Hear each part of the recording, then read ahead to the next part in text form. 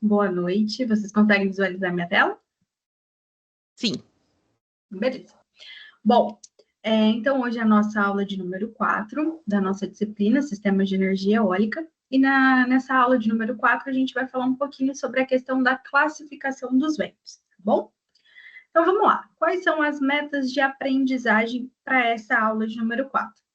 Então, só fazendo uma contextualização, uma introdução, basicamente a gente tem que lembrar, né, que a humanidade utilizou o vento de diversas formas, como, né, estudamos, analisamos na aula de número 1 até a nossa aula de número 3, e também concluímos dessa forma, né, que a energia eólica, né, temos a energia eólica como uma fonte renovável de geração.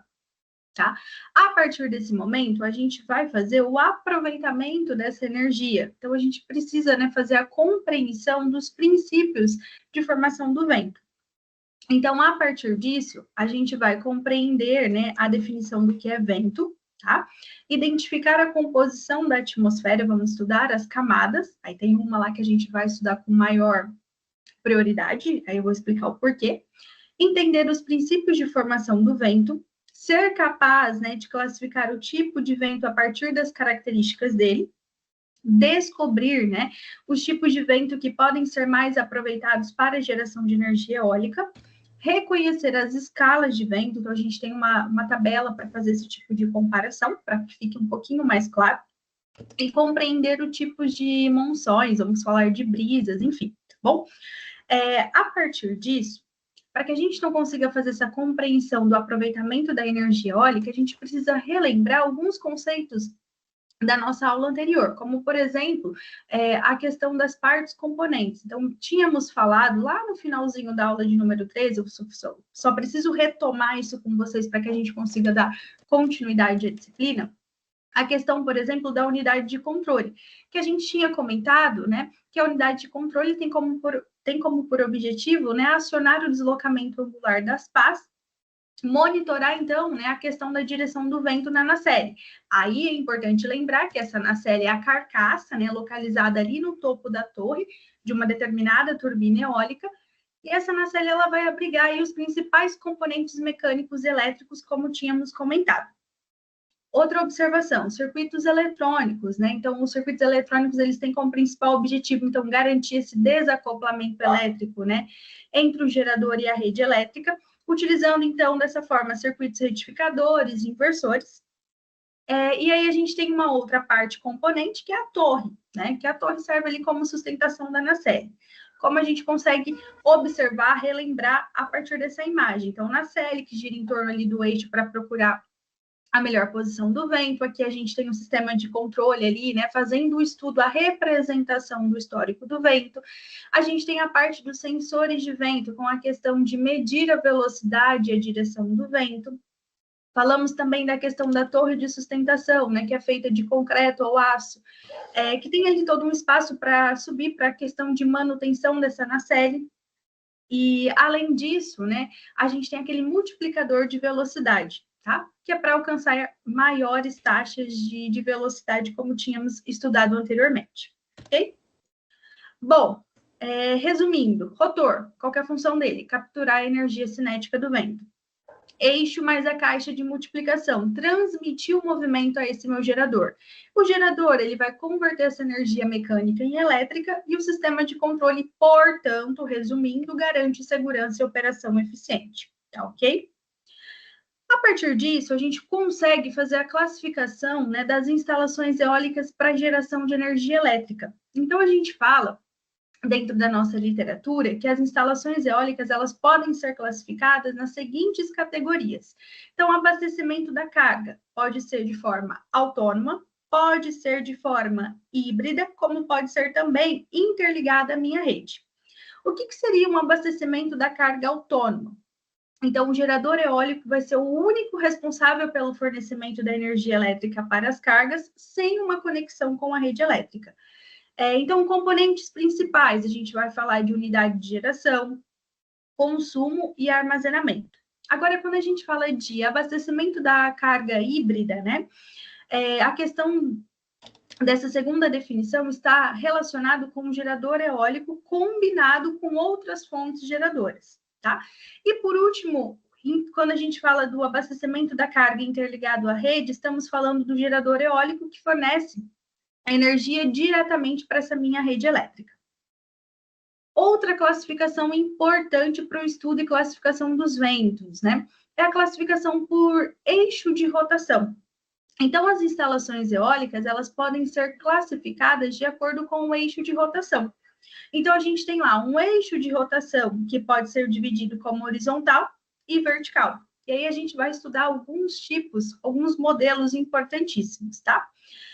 Eixo de rotação horizontal representa a maioria, né? Ou seja, a maior parte dos geradores eólicos comerciais com uma potência, né, que vai variar ali, né, de watts a megawatts. Agora, quando a gente fala do eixo de rotação vertical, utiliza unidades de raios, né, com uma engrenagem geradora, localizada dessa forma nesse nível do solo para gerar eletricidade. Então, uma variação dessa estrutura é a turbina que a gente chama de Daniels, tá? Que a gente vai comentar, vai fazer uma comparação com outro tipo de turbina, que não possui engrenagem e tem o formato das pás em forma de arco, ok? Número de pás em instalações eólicas também é um parâmetro bem importante, tá? Então, a gente acaba comentando que as turbinas eólicas, elas podem ser classificadas de acordo com o número de pás. Então, cada configuração vai apresentar as vantagens e as desvantagens. Então, por exemplo, quando eu tenho lá uma configuração que apresenta 3 pás, a gente vai falar que é a configuração mais comum, especialmente após o crescimento ali, né, do mercado alemão em meados, né, em aproximadamente 1997. Quais são as principais vantagens dessa configuração? Menores esforços mecânicos, maior aceitação estética e também a questão de menor emissão de ruído em comparação com as configurações de uma, né, ou 2 pás, como a gente vai estudar daqui a pouquinho, tá? Agora, quando eu falo na questão da configuração de 2 pás, então a redução de custo pela diminuição de uma pá, mas a gente tem um aumento ali nos esforços mecânicos. Quais são as principais vantagens dessa minha configuração? Operam com maiores valores de velocidade específica e do coeficiente de potência que a gente estudou, analisou na aula de número 3, podem ser eficazes em parques eólicos e parques marítimos, mas a gente também tem algumas desvantagens, como, por exemplo, a questão do aumento de custos, né, devido a maiores esforços mecânicos. Já a última configuração, que é a configuração aí de uma pá, normalmente a gente fala, né, dentro da nossa literatura, que é uma configuração rara, né, com grandes oscilações de torque durante a rotação de uma única pá. Então, as principais desvantagens desse tipo de configuração exigem aí esforços mecânicos extras, maior emissão de ruído devido à alta velocidade na ponta dessa pá, ok? Bom, quanto à velocidade do rotor em instalações eólicas, o que a gente tem que lembrar, que a gente tem que analisar? Que essa velocidade desse rotor, ela pode ser classificada, ela pode ser dividida em 2 tipos de operação. Então, no primeiro tipo de operação, a gente tem a velocidade constante, e no segundo momento, a gente estuda a velocidade variável. Então, vamos entender a questão dessa velocidade constante. Então, o princípio de operação das primeiras turbinas eólicas conectadas à rede. Então, o gerador, nessa classificação aí, né, de velocidade constante, o gerador ele é diretamente ligado à rede, o que mantém a rotação do rotor constante. Qual que é a principal vantagem? Menor custo em comparação com as turbinas de velocidade variável. Agora, quando a gente fala da desvantagem, né, dessa classificação, menor eficiência em relação às modernas instalações. Olhando para a questão da velocidade variável, quando a gente fala de uma classificação de velocidade variável, estamos falando de uma operação moderna, né, das instalações eólicas conectadas à rede. Então, dessa forma, utiliza, né, a gente tem a presença de circuitos eletrônicos, como, por exemplo, retificadores e inversores, que comentamos, né, anteriormente, aí no comecinho da nossa aula, para a questão, né, de desacoplar a frequência da rede da rotação ali do meu rotor. Qual que é a principal vantagem aí?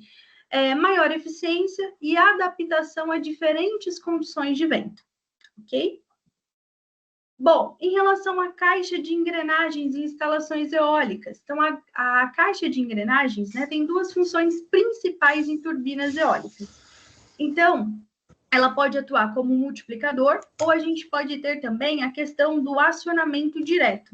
Então, o que seria, né, caixa de engrenagem como multiplicador?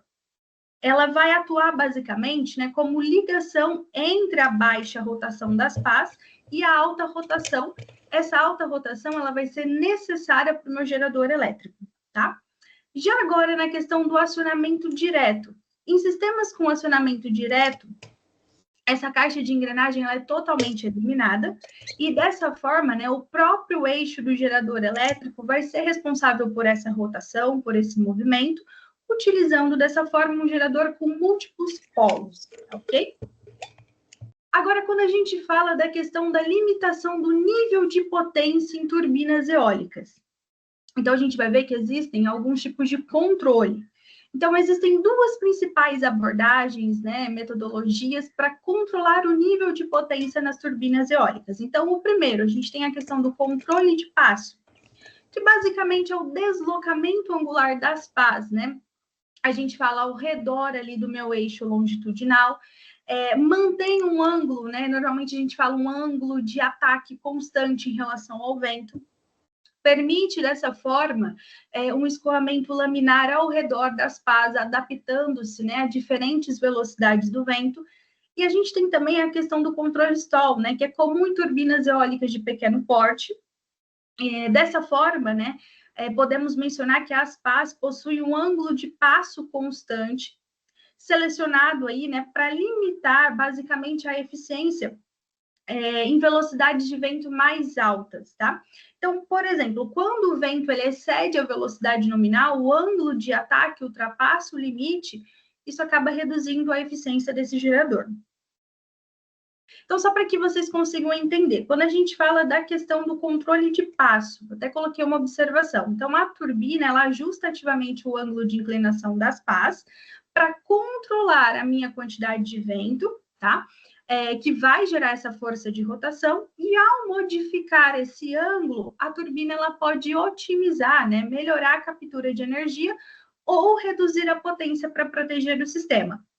Agora, quando a gente fala aí, por exemplo, desse outro tipo de controle, que é o segundo que a gente analisou, então a gente pode definir, né, ou representá-lo como sendo a turbina é projetada para que quando a velocidade do vento aí ultrapassa certo limite, esse fluxo de ar, né, sobre as pás, ele se torne turbulento, reduzindo naturalmente o coeficiente de sustentação e, portanto, a potência extraída. Tá bom? Só para ficar um pouquinho mais claro. Bom, quanto à questão da classificação da posição das pás em relação à torre. Então, as pás, elas podem ser posicionadas de duas formas em relação à torre da minha turbina eólica. Então, a gente chama de posição montante e posição ajussante. Então, eu deixei aí uma observação para vocês, que posição montante é quando esse meu rotor, né, ele está voltado para o vento, enquanto que a posição ajussante é o rotor, né, no lado oposto do vento. Ou, de uma forma mais técnica, como que a gente pode definir a questão da posição montante? Então, o vento atinge as pás primeiro, antes, né, de alcançar essa torre, e normalmente a gente fala que esse arranjo, essa configuração vai ser ideal para reduzir interferências no fluxo de ar. Agora, a posição ajussante, né, como que a gente pode aí definir de uma forma mais técnica. Então, o vento atinge a torre primeiro e depois, né, as pás, então por isso que a gente fala que o rotor lado oposto do vento. Então, essa configuração, né, pode gerar turbulências indesejadas que vai afetar a eficiência dessa turbina. Bom, então só para que a gente então possa fazer a fixação aí dos conceitos apresentados até o momento, eu tenho aí uma questão retirada do livro base da disciplina de vocês, só para que a gente então possa entender.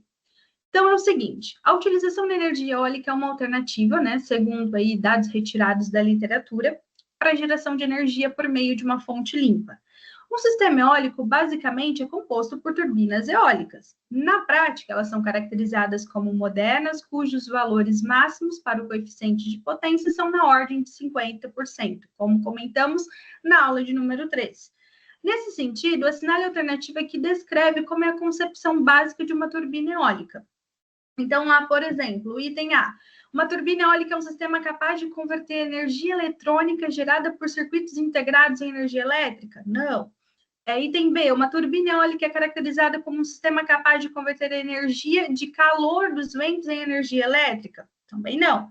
C. Uma turbina eólica é caracterizada como um sistema capaz de converter a energia cinética gerada pelo vento em energia elétrica? Ok, né? D. Uma turbina eólica é caracterizada como um sistema transdutor de energia mecânica gerada pela temperatura da Terra em energia elétrica? Não. Item E. Uma turbina eólica é caracterizada como um sistema capaz de converter a força dos gases de efeito estufa gerado pela geotermia em energia elétrica? Também não. Portanto, a alternativa correta, segundo os conceitos discutidos, né, em aula, é a alternativa C. Ok? Bom, uma outra questão referente à parte de energia eólica, tá? Que ele configura aí, que ele expõe para a gente é o seguinte, né? Quais regiões do Brasil, né, o sistema ali, turbina eólica, é considerado promissor para aplicação? Então, no item A, energia eólica é energia centrípeta contida em massas de temperatura em movimento calor, ou seja, conversão de energia centrípeta em elíptica. Então, aqui a gente já sabe que não é o item A.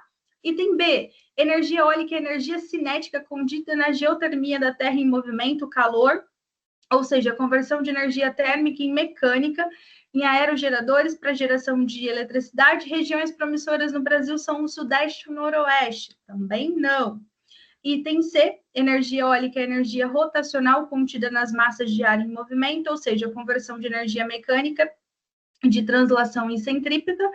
Não, né? E aí ele falou ainda que as regiões promissoras no Brasil são o Sul, o Oeste e o Noroeste? Também não. E aí, o item D, energia eólica é energia cinética contida nas massas de ar em movimento, ou seja, conversão de energia cinética de translação em rotação em aerogeradores para geração de eletricidade, onde as regiões promissoras no Brasil são o Sul e o Nordeste. Portanto, o item D é o correto de acordo com os conceitos discutidos até o momento da nossa disciplina, ok?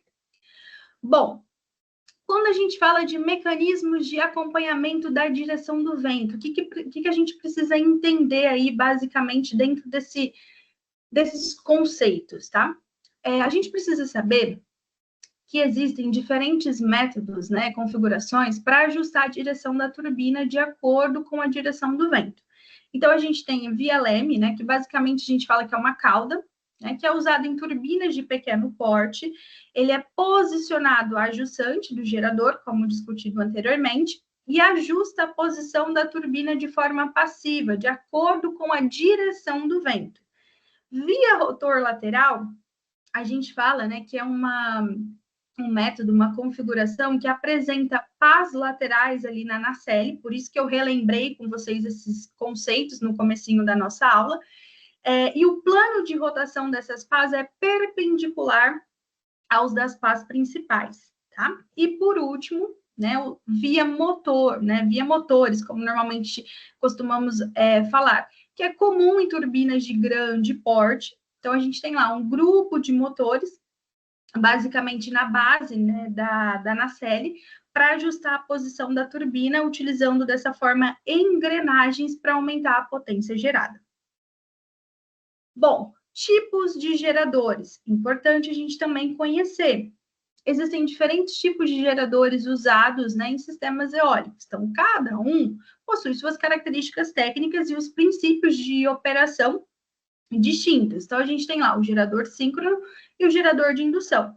Então, basicamente, o gerador síncrono aí, ele caracteriza-se, né, pelo enrolamento de armadura do estator e pelo enrolamento de campo, mantém uma frequência constante, né, síncrona com a rede elétrica. Já o gerador de indução, ele vai funcionar de maneira similar a um transformador e a potência elétrica é transferida entre o estator e o rotor, ocorrendo aí uma mudança de frequência. Eu até coloquei em um formato de tabela para ficar um pouquinho mais fácil essa comparação entre o gerador síncrono e o gerador aí de indução, ou também conhecido como assíncrono. Então, por exemplo, o uso do gerador síncrono, turbinas modernas de velocidade variável, enquanto de indução, turbinas mais antigas ou baixo custo. Conexão à rede, o síncrono pode ser direta, tá? Enquanto que o de indução, normalmente conectado aí diretamente, lembrando que o síncrono pode ser via conversor também. Quanto à questão da velocidade do rotor, o síncrono, ele opera em ampla faixa de velocidades, tá?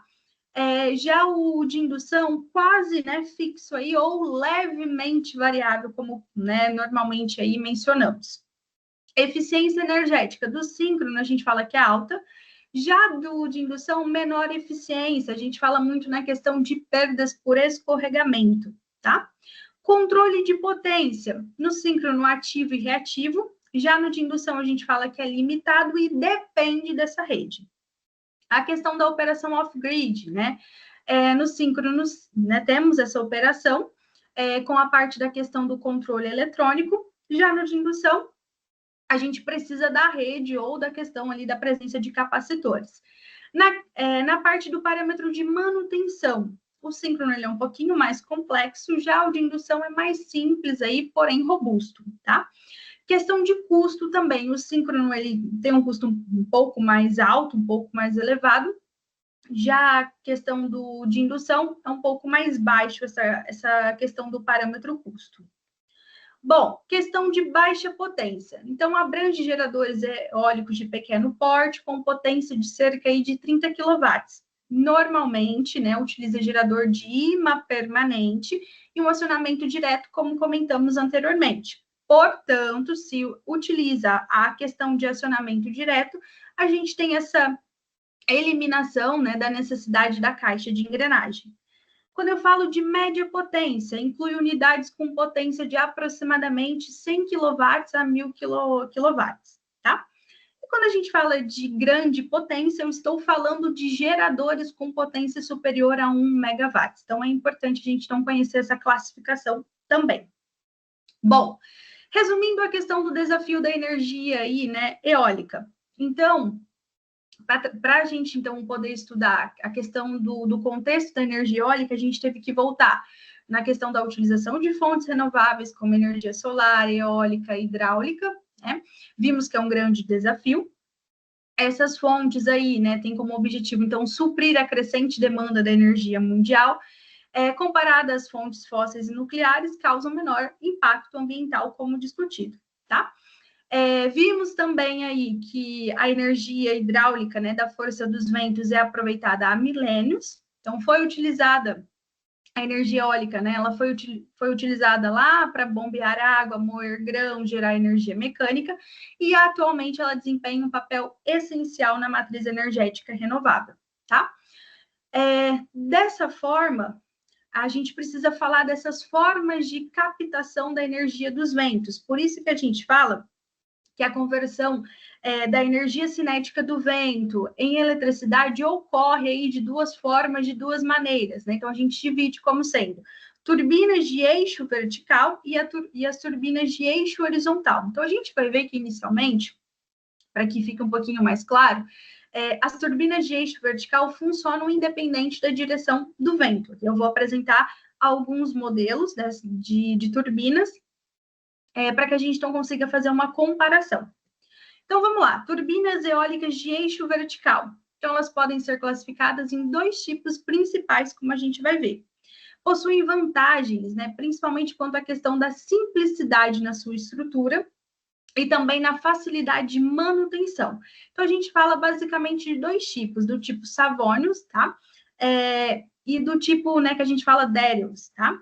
A primeira aqui, o gerador e a engrenagem são instalados normalmente a nível do solo e funcionam através das forças de arrasto, ou também chamado de força ali de sustentação.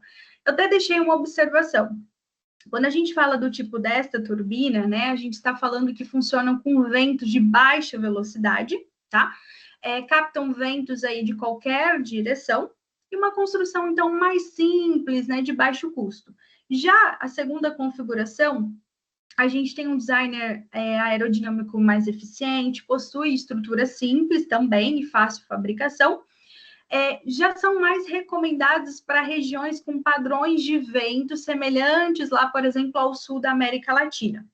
Aqui, eu só deixei uma observação para vocês, que é o seguinte: o modelo Savonius apresenta uma curva de rendimento em relação à velocidade do vento próxima aos rotores aí multipass, né, que está relacionado com o eixo horizontal. Porém, observando uma faixa aí mais estreita e de menor amplitude. Dessa forma, né, indica-se esse tipo de sistema para utilização em aeromotores, em aspecto principal para a questão da aplicação em bombeamento de água, tá ok? Bom, agora quando a gente fala da segunda classificação das turbinas eólicas de eixo vertical, estamos falando aí da utilização de aerofólios simétricos, né? Normalmente aí curvados em formatos de C, operam também por forças de sustentação e possuem extremidades fixadas ao eixo vertical.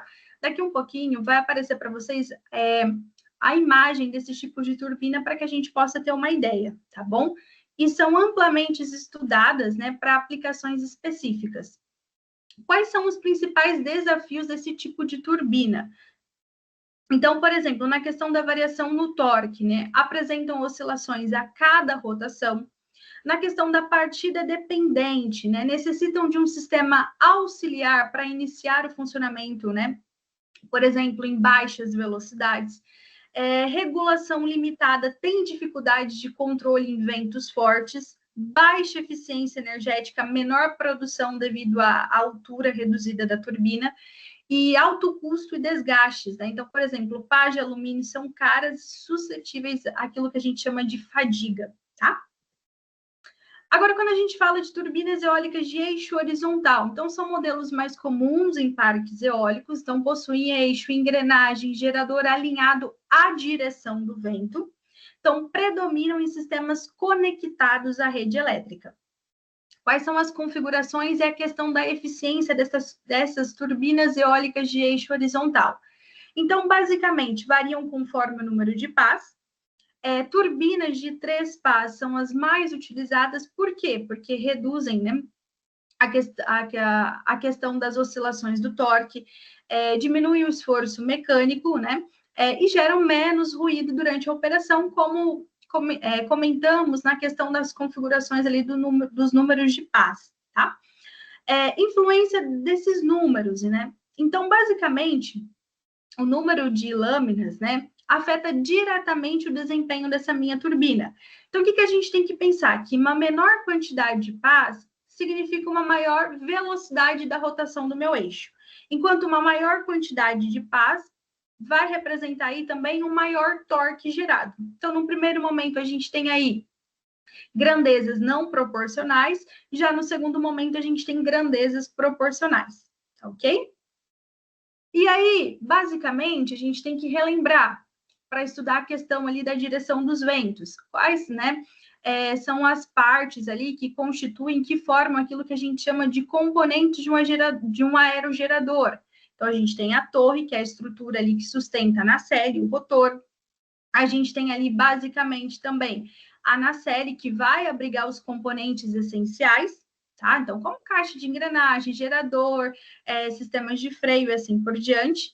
As pás, né, que tem como função fazer a captura da energia do vento, né, e transferir ao rotor. O rotor, né, que converte essa energia cinética dos ventos em energia mecânica. A parte da transmissão leva a energia mecânica do rotor para o gerador, isso é importante.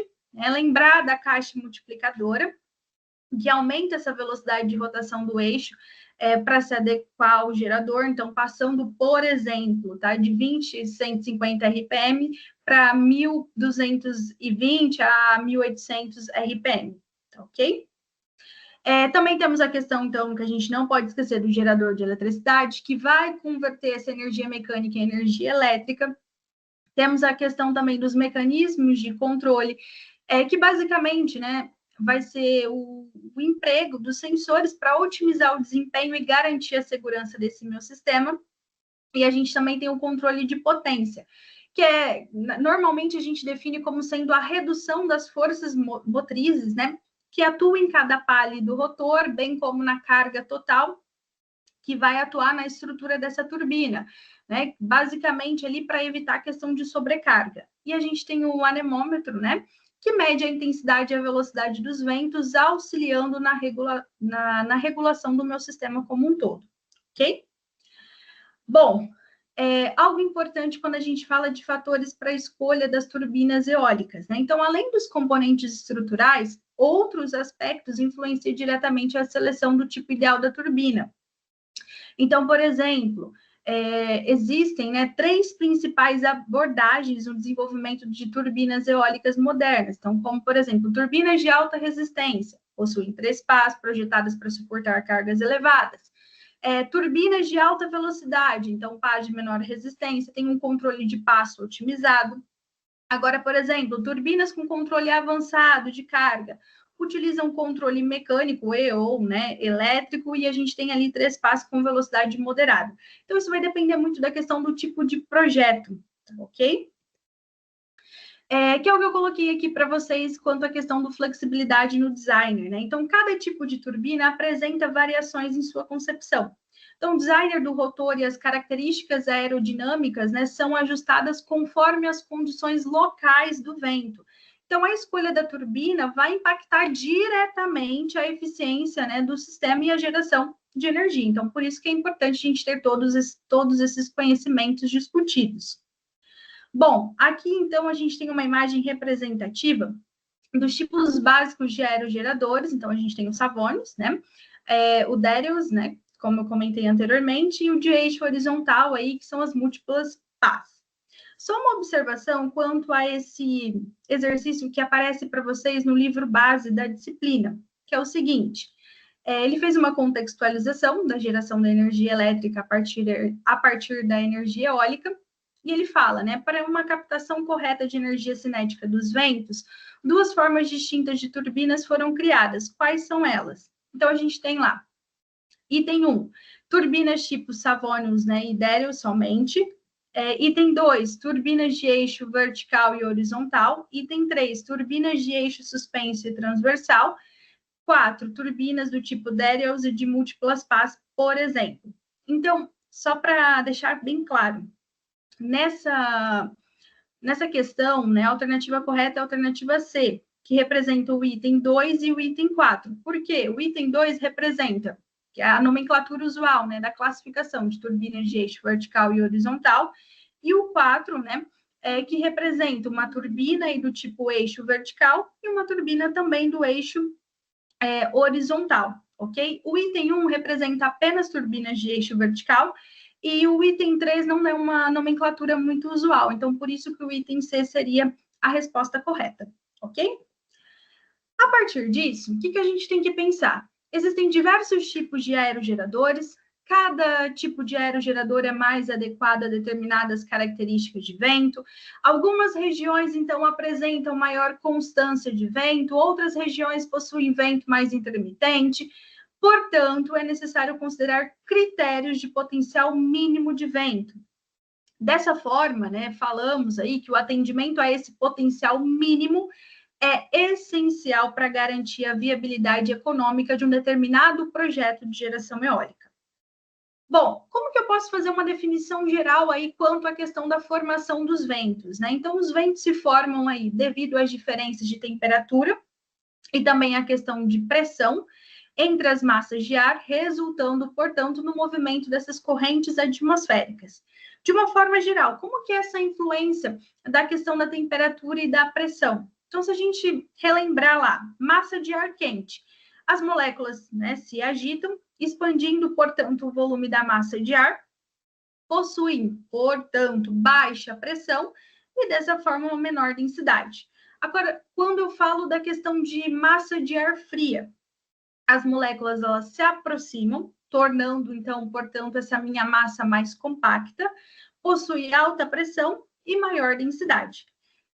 Uma observação importantíssima, o ar ele sempre vai se deslocar, então, das áreas de alta pressão para as de baixa pressão, gerando, portanto, o vento. Outros fatores que vão influenciar, né, os ventos. Então, além da temperatura e pressão, outros fatores, outros parâmetros que contribuem para a formação dos ventos são radiação solar, rotação da Terra, atrito com o solo e gravidade. Então, a questão da radiação solar, ela aquece a superfície da Terra, portanto, cria, né, variações térmicas. Rotação da Terra, basicamente vai influenciar os padrões, né, dos ventos. Atrito com o solo pode reduzir essa velocidade do vento. Aí tem um parâmetro relacionado com esse atrito que a gente vai verificar o nome, tá?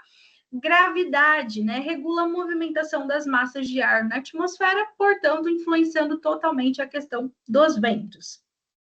Bom, o que eu preciso aí que vocês entendam, né? Quando o ar quente ele sobe ou o ar frio desce, a gente cria uma região de baixa pressão. Essa região de baixa pressão, né?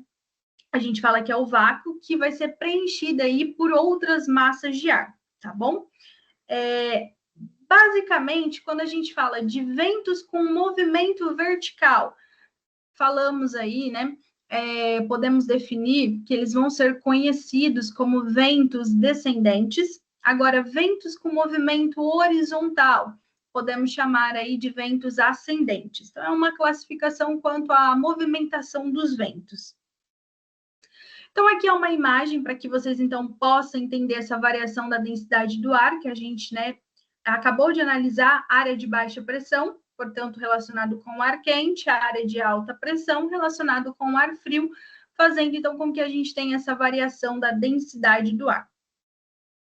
Bom, precisamos falar um pouquinho da questão da composição da atmosfera, tá? Só que aí eu já faço uma observação. A gente vai focar o nosso aprendizado apenas ali no meio, né, no qual os ventos ocorrem, que basicamente aí vai ser a atmosfera, e a partir disso, a gente vai ter que analisar algumas características, tá? Então, a atmosfera é a camada de gases que envolve a minha Terra, tá? Então, principalmente composta aí, só para a gente relembrar, por nitrogênio, oxigênio, argônio, né? Outros gases em pequenas quantidades, como, por exemplo, gás carbônico, hidrogênio, vapor d'água e assim por diante. Qual que é a função da atmosfera? Basicamente, a gente não fala nem a função, são as funções, né? Quais são as principais funções da atmosfera? Então, primeiro, filtrar os raios ultravioletas do Sol, refletindo dessa forma grande parte deles de volta ao espaço, proteger a crosta terrestre, né? Impedindo, por exemplo, aí que meteoritos, né, e fragmentos de rocha atinjam a minha superfície. Meteoritos, né, se desintegram aí ao passar pelas camadas da atmosfera devido ao calor e à fricção. Variação da atmosfera quanto à questão da altitude. Então, a composição e as características da atmosfera mudam, né, de acordo com a altitude. Então, para entender melhor os processos atmosféricos, a atmosfera ela é dividida, ela é classificada em camadas, né, que a gente fala camadas horizontais, principalmente com base na temperatura. Então, aqui a gente tem a imagem retirada do livro base da disciplina de vocês, então, onde a gente consegue observar as camadas da atmosfera. Então, por exemplo, troposfera, estratosfera, mesosfera, termosfera, exosfera. O que eu preciso que vocês entendam? O fenômeno do vento, ele ocorre na troposfera, portanto, né, é a camada ali mais próxima da superfície da Terra, cerca de 15 quilômetros em relação à superfície terrestre. Outra observação, todo o vapor de água praticamente presente na atmosfera se encontra ali na troposfera. Resumindo, a troposfera é a camada que ocorre, né, praticamente todos os fenômenos meteorológicos, nuvens, chuvas e ventos, tá? Quando eu falo da formação do vento, né, na questão de fontes de energia, então, normalmente, na nossa literatura, é comum, tá, falar o seguinte, que a energia eólica ela é considerada um subproduto da energia solar. Por quê? Porque a movimentação das massas de ar é causada em grande parte pelo aumento de temperatura devido ao calor solar. Então, essa radiação solar aquece de maneira desigual a superfície da Terra, portanto, solo e água, o que aquece as massas de ar. tá? Então, dessa forma, é importante a gente estudar a questão dos gradientes de temperatura e pressão. Ou seja, a radiação solar, ela cria diferenças, né, de temperatura e pressão entre as massas de ar dos solos, dos polos, desculpa, e do Equador, além das variações entre as massas de ar, né, de diferentes altitudes ali na troposfera.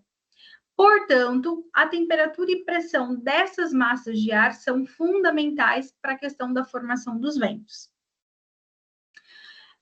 Portanto, falar em formação do vento é falar que o vento ocorre devido, então, à incidência da radiação solar, que gera deslocamentos horizontais de massas de ar de áreas de alta pressão para as áreas de baixa pressão, tá? Então, é importantíssima essa questão desses deslocamentos horizontais de massas de ar das áreas, né, de alta pressão para as áreas de baixa pressão.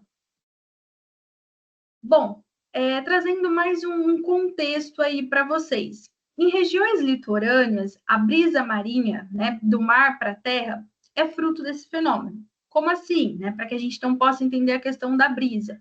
O rápido aquecimento da areia causa um aumento repentino da temperatura da massa de ar no continente, que com a baixa pressão sobe na atmosfera, causando um vácuo, como eu comentei anteriormente.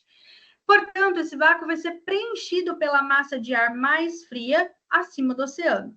Durante a noite, ocorre o oposto. O mar, que absorveu o calor durante todo o dia, está quente e aquece a massa de ar acima da água, enquanto o continente já resfriou, assim, né, como a massa de ar continental. Dessa forma, o que vai ocasionar, né, a brisa terrestre, então, da terra para o mar. Essas variações em curtos períodos, normalmente a gente fala até poucos dias, são denominados de brisas. Então, para que vocês possam entender, a gente tem a classificação da brisa marinha e da brisa terrestre, tá? Então, um rápido aquecimento ali, por exemplo, da areia, aumenta a temperatura do ar, né, sobre o continente, criando uma baixa pressão. O ar quente, dessa forma, sobe e é substituído pelo ar frio do oceano.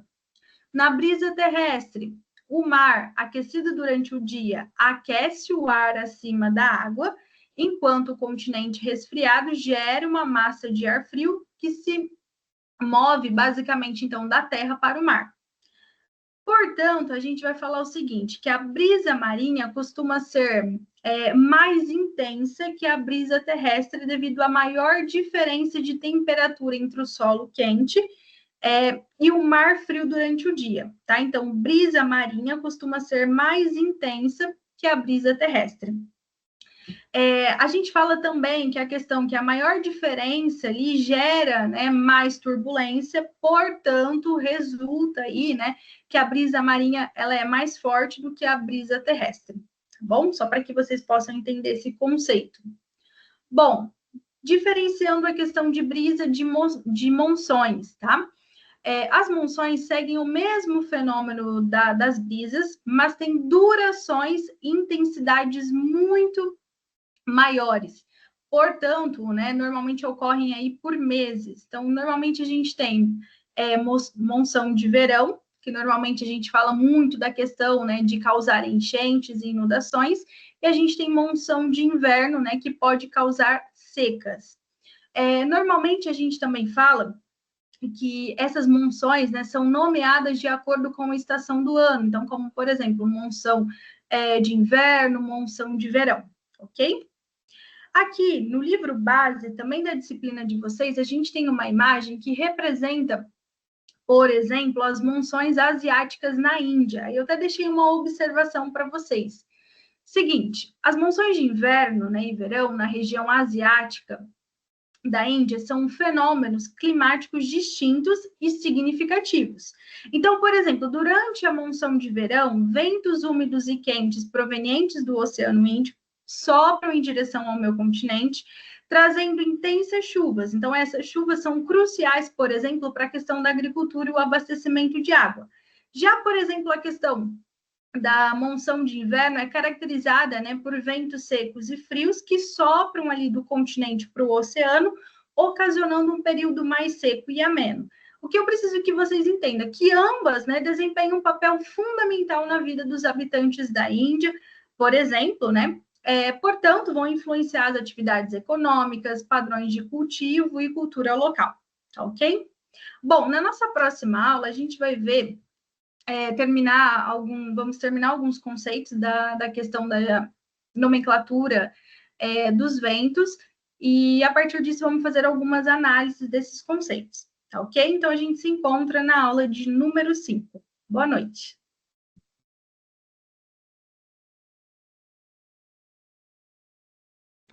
Certo. Obrigada, professora Camila. Vou encerrar aqui a gravação. Tchau, Camila. Boa noite. Tchau, boa noite.